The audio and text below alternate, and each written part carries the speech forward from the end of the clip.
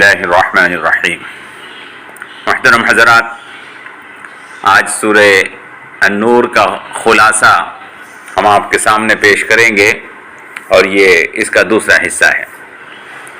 اس سے پہلے آیت نمبر 35 تک ہم آپ کو بتا چکے ہیں کہ سورۃ النور سماجی مسائل پر مشتمل ایک سورت ہے۔ اس زمانے میں جب مسلمانوں کو سماجی طور پر برتری حاصل تھی اور ان کے اعلیٰ کردار اور اعلیٰ اخلاق کی وجہ سے عام لوگ اسلام کی طرف راغب ہو رہے تھے، تو کافروں اور منافقوں کی طرف سے مسلمانوں کو اخلاقی طور پر بدنام کرنے کی کوشش کی گئی اور مسلمانوں کے کردار میں عیب نکالے گئے اور ان کو سماجی طور پر عیب دار کرنے کی ناکام کوشش کی گئی۔ اس سلسلے میں حضرت عائشہ صدیقہ رضی اللہ تعالی عنہ جو ام المؤمنین ہیں ان پر ناپاک الزامات لگائے گئے تاکہ مسلمانوں اور بالخصوص حضور اکرم صلی اللہ تعالی علیہ وسلم کے گھرانے کی اخلاقی برتری کو ختم کیا جا سکے۔ اسی واسطے اللہ تعالی نے اس سورت مبارکہ میں مومن کے دل کی مثال پیش فرمائی ہے کہ وہ کس طرح سے روشن اور واضح ہوتا ہے۔ چنانچہ آیت نمبر 35 میں فرمایا کہ اللہ اس کائنات کا نور ہے اور اس کے نور کی مثال ایسی ہے جیسے ایک چراغ ہو جو کسی طاق میں رکھا ہو اور وہ چراغ شیشے کے فانوس میں ہو اور فانوس ایسے چمک رہا ہو جس طرح ستارہ، اور وہ چراغ ایک مقدس اور پاک تیل سے جلایا گیا ہو، ایسا مقدس اور پاک تیل جس میں نہ مشرقیت کا تعصب ہو نہ مغربیت کا، ہر قسم کے علاقائی اور قومی تعصبات سے پاک ہو، کسی قسم کی قومی مثل ملکی یا علاقائی تعصب کی آگ سے یہ روشنی نہیں جلائی گئی ہے، بلکہ یہ طاقت صرف نور ایمانی کی طاقت ہے جس سے اس جماعت کو ترتیب دیا گیا ہے، اور وہ نور ایمانی کی طاقت وہ ہے جس سے انسانیت سے محبت اور تعلق کی بنیاد پر پیدا کیا گیا ہے۔ اس روشنی اور نور کو اللہ تعالیٰ جس کو چاہتا ہے عطا فرماتا ہے، اور یہ تو صرف ایک مثال ہے جو ایمانی نور کی اللہ نے بیان فرمائی ہے، ورنہ اللہ کی مثال تو بہت اعلیٰ ہے، اس کے نور کی مثال بھی بہت اعلیٰ ہے۔ آیت نمبر 36 میں فرمایا گیا کہ اللہ کا یہ نور، نور ایمانی، ان کے مراکز مسجدیں ہیں اور ایسے گھر ہیں کہ صبح اور شام لوگ اس میں اللہ کا نام بلند کرتے ہیں۔ آیت نمبر 37 میں ارشاد فرمایا گیا کہ ان گھروں میں ایسے بلند پایا اور باکردار اخلاق والے لوگ رہتے ہیں جن کو ان کی تجارت، ان کی خرید و فروخت اللہ کے ذکر سے، اللہ کی یاد سے، نماز سے، زکوٰۃ ادا کرنے سے نہیں روکتی ہے، کیونکہ وہ ایسے دن میں حاضر ہونے سے ڈرتے ہیں جس دن آنکھیں اور دل الٹ پلٹ جائیں گی۔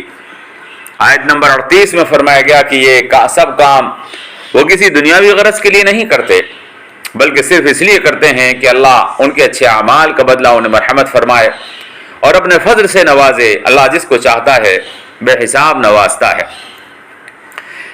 اگلی آیت میں فرمایا گیا کہ برخلاف اس کے کافروں کی مثال اور منافقوں کے اعمال کی مثال ایسی ہے جیسے ریگستان میں پیاسا بھٹک رہا ہو، وہ سراب کو پانی سمجھ کر اس کے پیچھے بھاگتا ہے، اس کی طرف دوڑتا ہے، اور جب وہ منزل پر پہنچتا ہے تو دیکھتا ہے کہ کچھ بھی اس کے ہاتھ نہیں آیا۔ آیت نمبر 40 میں فرمایا گیا یا پھر ان کی مثال ایسی ہے جیسے گہرا سمندر ہو، اس میں اندھیرا ہو اور اس پر ایک موج چڑھائی ہو اور اس موج پر ایک موج ہو اور اس کے اوپر بادل ہو، کہ اتنا گھٹا ٹوپ اندھیرا ہو گیا ہو کہ ہاتھ کو ہاتھ سجائی نہ دے۔ یہی حال کافروں کا ہوتا ہے کہ انہیں اپنے اعمال کے نتائج کا علم نہیں ہوتا، وہ اندھیرے کے اندر بھٹکتے رہتے ہیں۔ پھر بتایا کہ نور ہدایت تو بس وہی ہے جو اللہ تبارک و تعالی مرحمت فرما دے، باقی اس کے علاوہ جتنا بھی ہے وہ سب جہالت ہے۔ آیت نمبر 41 میں فرمایا گیا کہ کائنات کی ہر چیز اللہ کی عبادت کر رہی ہے، اس کی تسبیح، اس کی پاکی بیان کر رہی ہے اور بتا رہی ہے کہ اس زمین اور آسمان کا کوئی ایک رب ہے جو ان سب کو پال رہا ہے اور وہ سب کچھ جانتا ہے جو کچھ وہ کر رہے ہیں۔ آیت نمبر 42 میں ارشاد فرمایا گیا کہ آسمان اور زمین کا مالک صرف اللہ ہے اور سب کو اسی کی طرف پلٹ کر جانا ہے۔ اگلی آیت میں ارشاد فرمایا گیا بادلوں کو دیکھو وہ کیسے بنتے ہیں اور پانی برساتے ہیں، आसमान से बर्फ बरसता है, जिसको वो चाहे उससे फायदा पहुंचाए और जिसको चाहे उससे नुकसान पहुंचा देता है। आयत नंबर 44 में फरमाया गया कि अल्लाह रात और दिन को अदलता बदलता रहता है, इसमें भी देखने वालों के लिए सामान्य इबरत है। इन्ना फी ज़ालिका लइब्रतन लिउलिल अबसार। अगली आयत में अल्लाह ने फरमाया कि अल्लाह ने हर जानदार को पैदा किया है। कुछ जमीन पर रेंगते हैं, कुछ 2 टांगों पर चलते हैं, कुछ 4 टांगों पर चलते हैं। इससे तुम अल्लाह की तख्लीक और उसकी कुदरत को पहचान सकते हो कि वो चीज़ों को जैसे चाहे पैदा फरमा देता है। आयत नंबर 46 में फरमाया कि हमने वाज़ेह आयात नाजिल की, अल्लाह जिसको चाहता है इनके ज़रिए से हिदायत सीधे रास्ते की मरहमत फरमा देता है। आयत नंबर 47 में इरशाद फरमाया, जो लोग कमज़ोर इरादे और कमज़ोर क़ुव्वत फ़ैसला रखते हैं, जो लोग कमज़ोर इरादे और कमज़ोर क़ुव्वत फ़ैसला रखते हैं, वो कहते हैं कि हम ईमान ले आए अल्लाह पर, उसके रसूल पर, और हमने इताअत की, और फिर अपने इरादे और अपने कौल पर कायम नहीं रह पाते, उससे फिर जाते हैं। फरमाए ये लोग मोमिन नहीं हैं। मोमिन तो मजबूत इरादे वाले और मजबूत क़ुव्वत इरादी के मालिक होते हैं। आयत नंबर 48, 49 और 50 में फरमाया गया कि मुनाफिकों की हालत यह है कि अल्लाह और उसके रसूल की हुक्मरानी की तरफ जब उनको बुलाया जाए तो एराज करते हैं, और अगर हुक्मरानी के नतीजे में उन्हें कुछ फ़ायदा हासिल हो रहा हो तो सर झुकाकर हाजिर हो जाते हैं। या तो उनके दिलों में अपने मफादात के हसूल की बीमारी है, या दीन के बारे में शक में मुब्तला हैं, या फिर अल्लाह और उसके रसूल से ये बदगुमानी रखते हैं कि वो उन पर जुल्म करेगा। इरशाद फरमाया कि बल्कि वो खुद ही अल्लाह के हुक्म से मुंह मोड़कर अपने ऊपर जुल्म कर रहे हैं। आयत नंबर 51 और 52 में इरशाद फरमाया गया कि सच्चे ईमान वाले बस वो लोग हैं, सच्चे ईमान वाले बस वो लोग हैं कि जब उन्हें अल्लाह के अहकामात और अल्लाह का निज़ाम कायम करने के लिए आवाज़ दी जाती है तो कहते हैं हमने सुना और फरमाबरदारी की, और इसके ऊपर कायम रहते हैं। अल्लाह ने बताया कि कामयाब लोग तो बस यही हैं। आयत नंबर 53 में इरशाद फरमाया गया कि कामयाबी का नुस्खा सिर्फ यह है कि अल्लाह और उसके रसूल की इताअत की जाए और सिर्फ अल्लाह से डरा जाए। जो ये करेगा वही कामयाब होगा। अगर झूठे लोग बड़ी बड़ी कस्में खाकर अपनी सच्चाई और वफादारी का यकीन दिलाने की कोशिश करते हैं, हालांकि कस्में खाने से सदाकत साबित नहीं होती, बल्कि भलाई के कामों को पूरा करने से वफादारी और सच्चाई साबित होती है। भलाई के कामों को पूरा करने से वफादारी और सच्चाई साबित होती है। अल्लाह को और उसके रसूल को कसम खाकर यकीन मत दिलाओ, वह सब कुछ जानने वाला है। आयत नंबर 54 में फरमाया गया कि अल्लाह और उसके रसूल कि अल्लाह और उसके रसूल की अल्लाह और उसके रसूल की इताअत करो, अगर तुमने उससे मुंह मोड़ा तो जान लो कि जैसा करोगे वैसा भरोगे। रसूल तो सिर्फ तुम्हारे पास अल्लाह के अहकामात को पहुंचाने के जिम्मेदार हैं, अमल के जिम्मेदार तुम खुद हो। इसके बाद वो खास मौजू आया है जो इस पूरी सूरत मुबारका का खुलासा है कि इन आला सिफात के हामिल कौम को तैयार करने का मकसद क्या है। वो ये कि अल्लाह ऐसे लोगों से जमीन में खिलाफत और हुकूमत देने का वादा फरमाता है,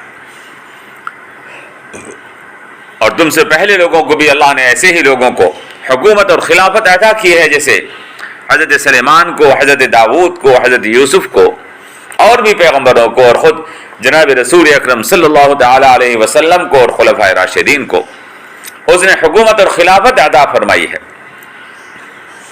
और दीन इस्लाम को इस ज़मीन पर मजबूती के साथ कायम फरमाया है। उसने खौफ को अमन में तब्दील फरमा दिया है। अगर तुम भी ऐसा ही चाहते हो कि अल्लाह ताला तुम्हें ज़मीन में हुकूमत अता फरमाए, अल्लाह तुम्हें ज़मीन में इख्तिदार अता फरमाए, अपनी खिलाफत अता फरमाए, इज्जत अता फरमाए, तुम्हारे खौफ को अमन में तब्दील फरमाए, अल्लाह तुम्हें दुनिया और आखिरत की नेमतों से मालामाल फरमाए, तुम भी अगर चाहते हो कि ऐसा ही हो तो सिर्फ अल्लाह की इताअत करो, सिर्फ उसकी इबादत करो, उसकी इबादत के साथ और हुक्मरानी में किसी को शरीक मत करो। अगर किसी ने ये बात सुनने के बाद भी नाफरमानी की तो वो मोमिन नहीं बल्कि फासिक है और जानबूझकर गुमराही के रास्ते पर चल रहा है। नमाज कायम करो, ज़कात अदा करो, अल्लाह के रसूल की इताअत करो, यकीन रखो अल्लाह तुम्हारे ऊपर रहम फरमाएगा। आयत नंबर 56 और 57 में फरमाया गया कि वो लोग जिन्होंने कुफ्र किया ہرگز یہ نہ سمجھیں کہ اللہ تعالیٰ کو اس کی زمین میں ہرا سکتے ہیں یا شکست دے سکتے ہیں۔ یہ زمین اللہ کی ہے، کسی میں طاقت نہیں ہے کہ اللہ کی زمین میں اللہ کو شکست دے سکے۔ ایسے لوگوں کا جو یہ سمجھتے ہیں کہ خدا کو خدا کی زمین میں شکست دے کر یہاں کافروں کا نظام قائم کر دیں گے، سب کا ٹھکانہ جہنم ہے، اور جہنم وہ بہت برا ٹھکانہ ہے۔ آیت نمبر 58 میں فرمایا گیا، اور موضوع کو پھر سے سماج اور کردار کی تربیت کی طرف موڑ دیا گیا، اور گویا کہ بتایا گیا اور واضح فرما دیا گیا کہ کردار اور اخلاق کی بلندی کے بغیر کسی مرتبے، کسی مقام، کسی حکومت، کسی خلافت کی امید مت رکھو۔ زمین کی خلافت تو بس اللہ انہی با کردار اور با اخلاق لوگوں کو عطا فرماتا ہے جو اس کے لائق ہوتے ہیں، تمناؤں اور خواہشات سے نہیں۔ اللہ کی زمین پر اللہ کی خلافت کردار اور عمل کی طاقت رکھنے والوں کو عطا کی جاتی ہے۔ لہذا فرمایا اپنے کردار کی بلندی تک پہنچنے کے لیے لازمی ہے کسی چھوٹی سی چھوٹی بات کو بھی چھوٹا مت سمجھو۔ کردار کی بلندی تک پہنچنے کے لیے لازمی ہے کہ کسی چھوٹی سی چھوٹی اور معمولی سی بات کو بھی معمولی مت سمجھو۔ تم میں بالغ لوگ، نابالغ لوگ، غلام اور باندی، سب کے لیے لازم ہے کہ اجازت کے بغیر کسی کے گھر میں 3 اوقات میں مت جایا کرو۔ فجر سے پہلے، دوپہر میں آرام کرنے کے وقت اور عشاء کی نماز کے بعد۔ ان اوقات میں اچانک کسی کے گھر مت پہنچ جایا کرو۔ یہ پردے کا اور آرام کا وقت ہے، یہ لوگوں کی پرائیویسی کا وقت ہے، ان کے تنہا رہنے کا وقت ہے۔ آیت نمبر 59 میں بتایا گیا کہ جب بچے بالغ ہونے لگیں تو وہ بھی ایسے ہی اندر آنے کی اجازت چاہیں جیسے بڑے مانگتے ہیں۔ اللہ آیات کو واضح کر کے اور کھول کر بیان فرماتا ہے۔ آیت نمبر 60 میں ارشاد فرمایا گیا کہ اگر بوڑھی عورتیں چہرے کا پردہ نہ کریں تو انہیں گناہ نہیں ہے، لیکن اس کے لیے شرط ہے کہ انہیں نکاح کی خواہش نہ ہو، گھروں میں رہنے والیاں ہوں، گھومنے پھرنے والیاں نہ ہوں، اور سجنے سورنے کی عادت ان کے اندر نہ ہو۔ اگر یہ 3 باتیں ان کے اندر پائی جاتی ہیں تو وہ اپنے چہروں کو غیروں کے سامنے کھول سکتی ہیں تاکہ فتنہ پیدا نہ ہو۔ آیت نمبر 61 میں ارشاد فرمایا گیا کہ کون لوگ ایک ساتھ ایک دسترخوان پر مل جل کر یا الگ الگ کھانا کھا سکتے ہیں؟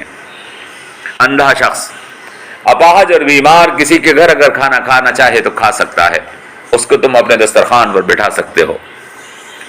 یا تم اپنے گھروں میں، یا اپنے باپوں کے گھروں میں، یا اپنے ماؤں کے گھروں میں، یا اپنے بھائیوں کے گھروں میں، یا اپنی بہنوں کے گھروں میں، اپنے چچاؤں کے گھروں میں، یا اپنی پھوپھیوں کے گھروں میں، اپنے ماموں کے گھروں میں، یا اپنی خالاؤں کے گھروں میں، یا ان گھروں میں جن کی چابیاں تمہارے قبضے میں ہوں، یا اپنے دوستوں کے گھروں میں۔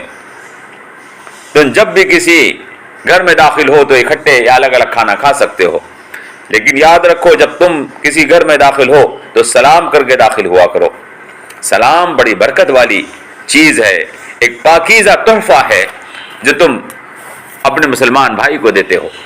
آیت نمبر 62 میں فرمایا گیا کہ ایمان والا ہونے کی پہچان یہ ہے کہ وہ نبی کی مجلس سے بغیر اجازت اٹھ کر نہیں جاتے۔ جو لوگ اجازت لے کر جاتے ہیں وہی ایمان والے ہیں۔ اگر آپ سے کوئی مجلس سے جانے کی اجازت مانگے تو آپ اس کو اجازت دے دیں اگر چاہیں، اور اس کے لیے اللہ سے دعا استغفار کریں، اللہ معاف فرمانے والا مہربان ہے۔ آیت نمبر 63 میں رسول اللہ کا احترام کا طریقہ بتایا گیا، اور بتایا گیا کہ رسول کا پکارنا آپس میں ایک دوسرے کو پکارنے کی طرح سے مت بنانا۔ اللہ ایسے لوگوں کو خوب جانتا ہے جو آڑ لے کر کھسکنے کی کوشش کرتے ہیں، انہیں ایسی حرکت سے روکنا اور ڈرنا چاہیے کہ اللہ انہیں کسی مصیبت یا کسی عذاب میں نہ پکڑ لے۔ اور اگلی آیت نمبر 64 میں جو آخری آیت ہے فرمایا گیا کہ زمین اور آسمان کا مالک صرف اللہ ہے، وہ خوب جانتا ہے تم کس طرح اور کس طریقے پر ہو، کیا عمل کر رہے ہو۔ وَيَوْمَ يَرْجَعُونَ إِلَيْهِ، جب وہ لوگ اس کی طرف لوٹائے جائیں گے اور وہ سارے کاموں کے بارے میں بتا دے گا جو انہوں نے کیے ہیں، اس لیے کہ اللہ ہر چیز کا جاننے والا ہے۔ اس طرح یہ سورت نہایت مکمل اور جامع مضمون کے ساتھ یہاں پر مکمل ہوئی ہے۔ اس میں اللہ تبارک و تعالی نے واضح طور پر فرما دیا کہ وہ قوم جس کو اللہ نے زمین کی خلافت، حکومت اور عزت ادا کرنے کا وعدہ فرمایا ہے وہ کیسی ہوتی ہے، وہ ان اعلیٰ اخلاق اور اعلیٰ کردار کی حامل قوم ہوتی ہے۔ اللہ سے دعا کریں کہ اللہ تبارک و تعالی ہمیں سورۃ النور کے ذریعے سے نور ایمانی کو اپنے اندر پیدا کرنے کی توفیق عطا فرمائے۔ والسلام علیکم ورحمۃ اللہ وبرکاتہ۔